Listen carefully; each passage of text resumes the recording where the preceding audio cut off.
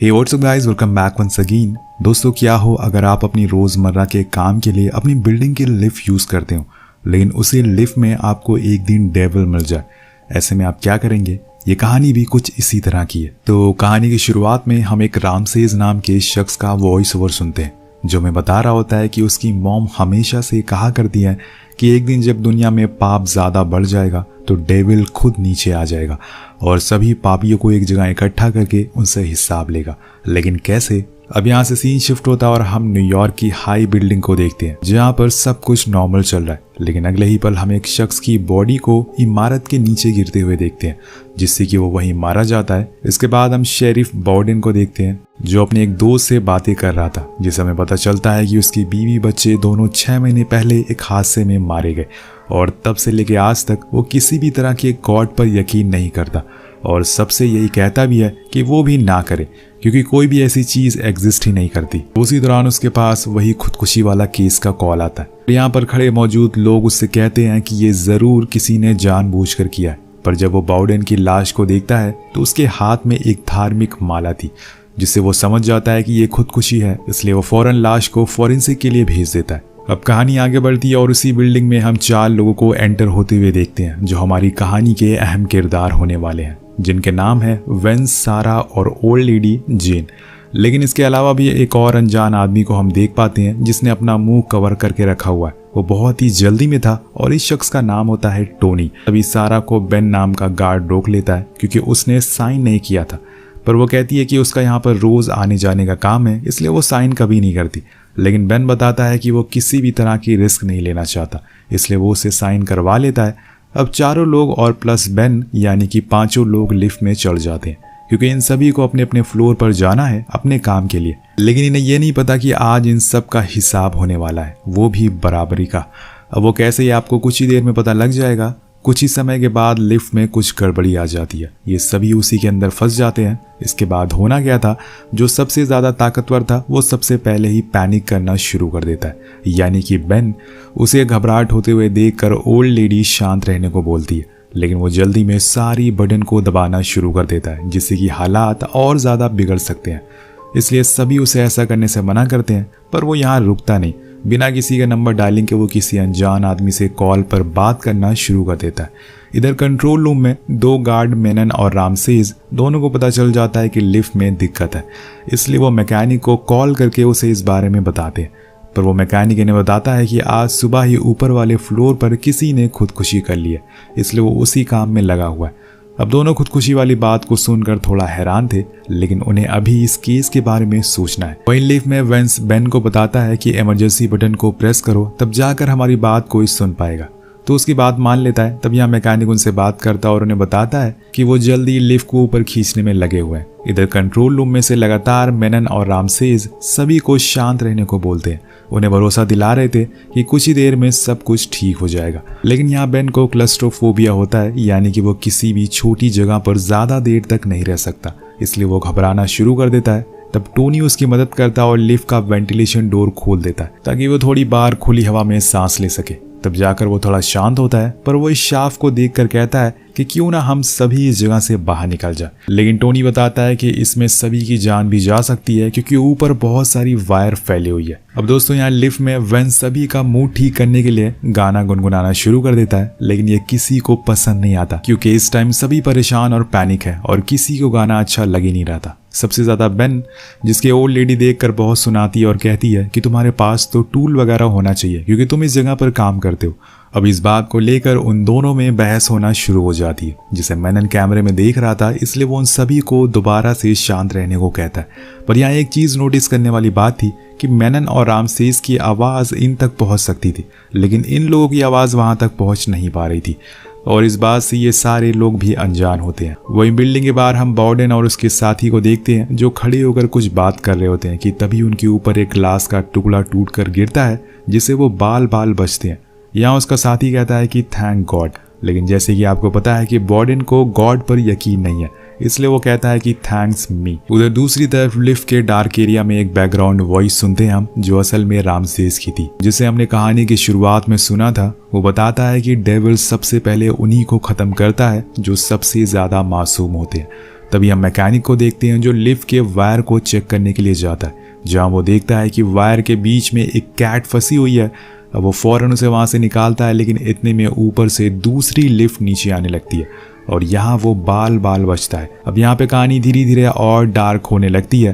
तभी mechanic lift में फंसी सभी लोगों से कांटेक्ट करता है और उन्हें बताता है कि मुझे एक बार लाइट को बंद करके ऑन करनी पड़ेगी। अब ये सुन के सभी लोग और पैनिक होने लगते हैं, लेकिन ये तो करना ही पड़ेगा वरना लिफ्ट चल नहीं पाएगी। अंधेरा होते ही बेन सभी के ऊपर गिरने लगता है और आसान भाषा में कहें तो वो किसी का सहारे की तलाश में था। अब इतने में वेंस को सारा के बीच में लड़ाई होना शुरू हो जाती है, क्योंकि उसे लग रहा था कि जैसे किसी ने उसे पीछे से धक्का दिया है और उसके पीछे वेंस ही खड़ा होता है। लेकिन वो इस बात से इनकार करता है कि उसने ऐसा कुछ नहीं किया।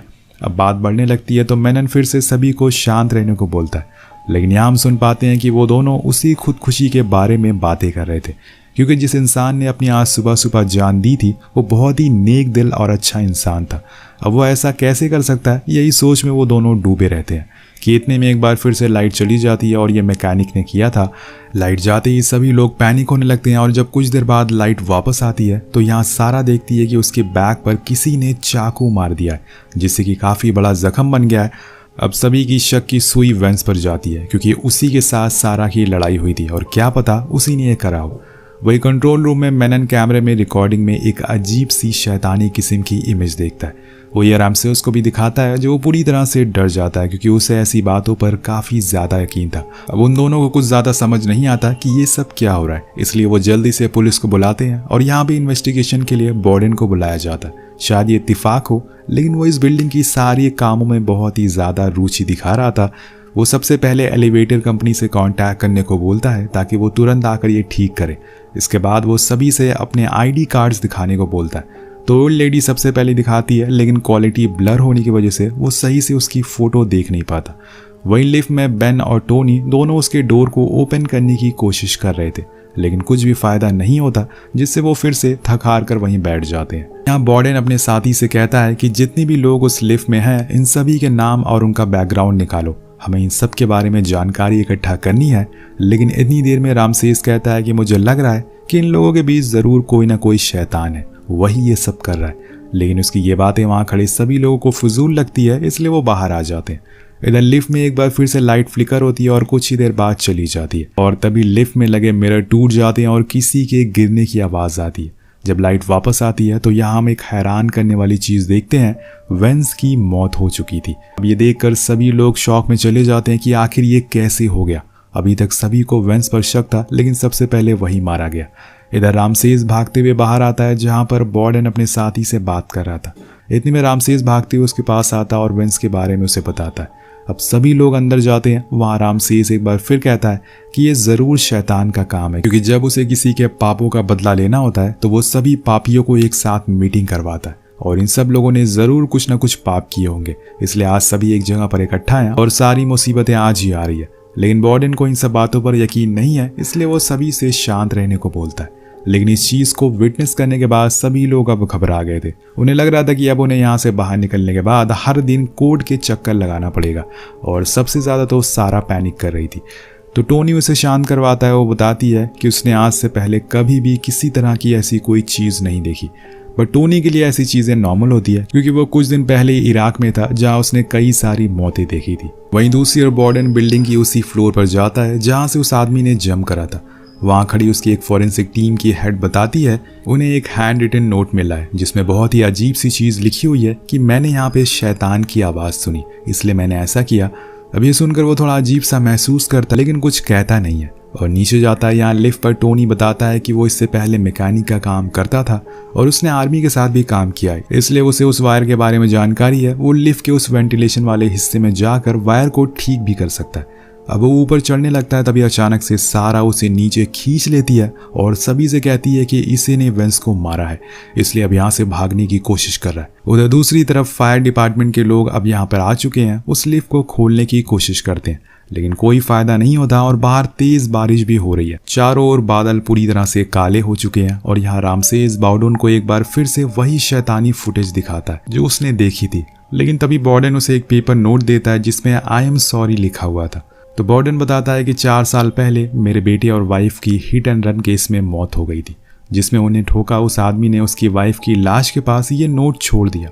और तब से मुझे यकीन हो गया है कि कोई डेविल नहीं होता, बल्कि इंसान के अंदर ही डेविल है और वो कभी भी वो रूप में आ सकता है। इसी दौरान ये सभी नोटिस करते हैं कि जिस समय पर सारा ने वेंस पर इल्ज़ाम लगाया था वो उसे पीछे से धक्का दे रही है, लेकिन असल में वो तो उस समय बहुत ही दूर खड़ा हुआ था, यानी कि वो साफ साफ झूठ बोल रही है। दूसरी तरफ वही मैकेनिक अब वायर को ठीक करने के लिए नीचे उतरता है, लेकिन वो बहुत ही ज़्यादा डरा हुआ था, इसलिए वो इन लोगों की वॉकी टॉकी पे जवाब नहीं दे रहा था। लेकिन तभी उसकी केबल लूज हो जाती है और जितने में उसे ठीक करता वो सीधा नीचे जाकर लिफ्ट पर गिर जाता है, जिससे एक धमाके जैसी आवाज़ आती है और वो मारा जाता है। इधर मैनन और पुलिस को भी पता चल चुका था कि वो मर चुका है। अब लिफ्ट के अंदर फंसे हुए लोगों को भी वार्डन ने यहाँ पर ऑर्डर दे दिया था कि वो बिल्डिंग की वॉल को तोड़ रहे हैं जहाँ से वो लिफ्ट गुजरती है, ताकि वहां तक जल्दी पहुंचा जा सके।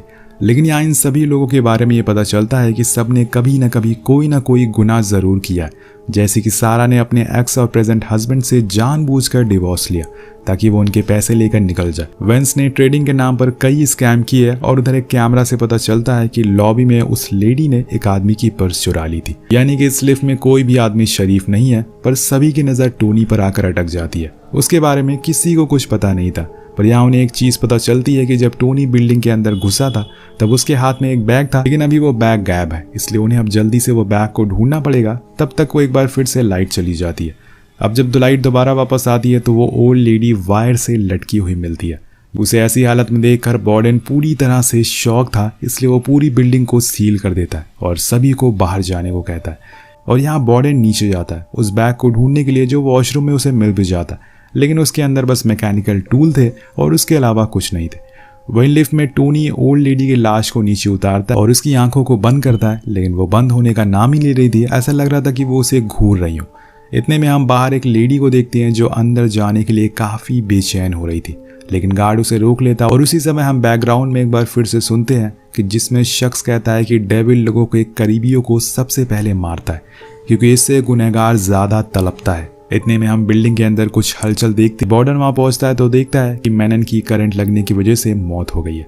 इतने में वार्डन को एक और बात पता चलती है कि बेन जिस सिक्योरिटी कंपनी में काम करती है वो असल में सारा के हस्बैंड की है। क्या पता उसी ने बेन को मारने के लिए भेजा हो। लेकिन यहाँ लिफ्ट में तो बेन और टोनी के बीच में बहस इतनी बढ़ जाती है कि वो दोनों एक दूसरे की जान के लिए उतारू हो जाते हैं। दूसरी तरफ यहाँ पर सारा तेज तेज बोलती है कि टोनी को मार दो वरना वो हम सभी को मार देगा। लेकिन यहाँ पर अब वार्डन को भी लगने लगा था कि कहीं ना कहीं रामसेस की डेविल वाली स्टोरी सच है और उसे भी उस पर यकीन होने लगा था, इसलिए वो उसे पूछता है कि इसका कोई तो इलाज होगा।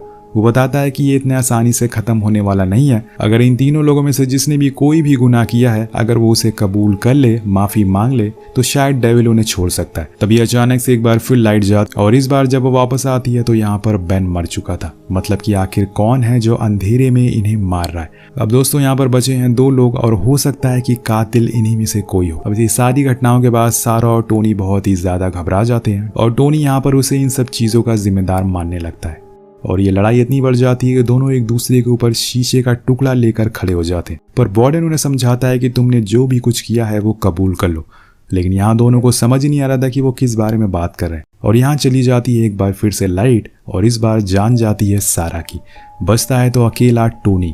इतने में भागते हुए वार्डन का ऑफिस में जूली आती है, वही लेडी जो बिल्डिंग के अंदर आना चाहती थी। अब वो कहती है कि मैं टोनी की वाइफ हूँ और वो यहाँ पर इंटरव्यू देने के लिए आया था और साथ में वो अपना बैग भी ले आया जिसे लेने के लिए मैं यहाँ पर आई हूँ। अब उसकी आवाज़ टोनी माइक से सुन लेता है, लेकिन इतनी देर में कहानी में आता है एक खतरनाक ट्विस्ट।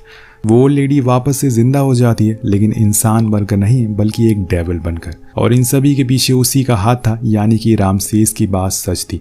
अब वो डेविल टोनी से कहता है कि मुझे पता है अपने पास में एक बहुत ही बड़ी गलती करी है। टोनी वो रात याद करता है जब वो नशे में होकर कार ड्राइव कर रहा था। उसने एक औरत और बच्चे को ठोक दिया और जब वो कार से बाहर निकलता है तो वो दोनों मर चुके थे। और दोस्तों यहाँ पर वो फैमिली किसी और की नहीं बल्कि थी वार्डन की। जी हाँ, अब ये सुनकर वार्डन की आंखों में आंसू आ जाते हैं। टोनी वॉकी टॉकी पर अपना गुनाह कबूल कर लेता और ये बात वार्डन भी सुन लेता है। वो डेविल से कहता है कि उसे मार दे, लेकिन वो सारा और बाकी लोगों को जाने दे क्योंकि उसने अपना गुनाह कबूल कर लिया।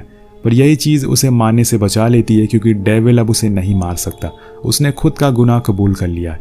जिसके बाद वो ओल्ड लेडी वहाँ से गायब हो जाती है और उस लिफ्ट को भी ओपन कर लिया जाता है। अब वार्डन भागते हुए अंदर जाता है, लेकिन तब तक वो डेविल वहाँ से जा चुका था। वो जो करने के लिए हमारी पृथ्वी पर आया था अब वो उसने कर दिया। जिसके बाद अब कोई और गुनाह करेगा तो वो फिर से उन लोगों को मीटअप कराएगा और साथ में उन सभी को मारेगा। अब कार में टोनी को ले जाते समय बॉर्डन उसे बताता है कि जिस परिवार को तुमने मार दिया वो मेरा था। मैंने इस पल के लिए 4 साल का इंतजार किया, लेकिन आज मैं तुम्हें माफ कर देता हूँ, क्योंकि माफ करने से बड़ा कोई नहीं होता। आखिर में हमें बताया जाता है कि अगर इस दुनिया में डेविल होता है तो गॉड भी होता है, इसलिए घबराइए मत, बस गॉड से प्रे करते रहिए। इसी के साथ ये कहानी यहीं खत्म हो जाती है। तो आपको कैसी लगी ये कहानी नीचे कमेंट करके जरूर बताएगा। मिलते हैं अगली वीडियो में। Peace out.